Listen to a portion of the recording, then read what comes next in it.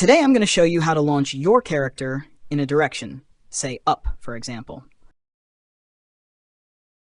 I will do it when the game starts. The easiest place to write this is in the character script. First, we'll need to get a reference to our character. Since we're doing it in the character script, we can just get the parent of this script. Then we need to get the HumanoidRootPart.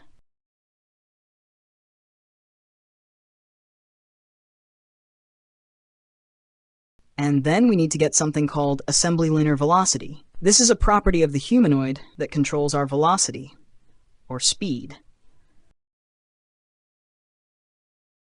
Then we call the vector3 function. This allows us to set the vector values of the humanoid, 3 values for the 3 directions in space.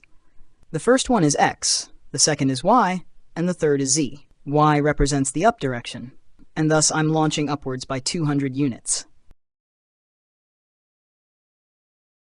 If we were writing this code somewhere else and not in the character script, we would need to get the character reference manually. We access game.Players and get the character that's running this script.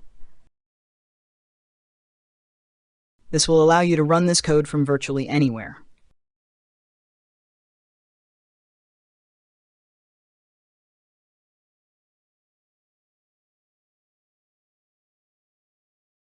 Then you could add the code when pressing a key, for example, and simulate dashing or maybe a double jump.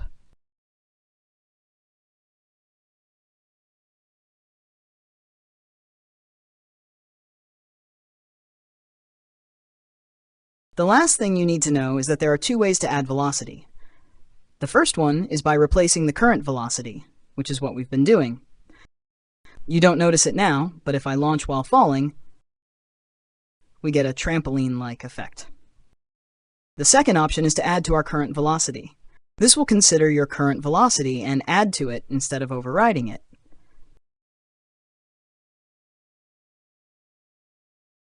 Here you'll barely notice that I'm jumping.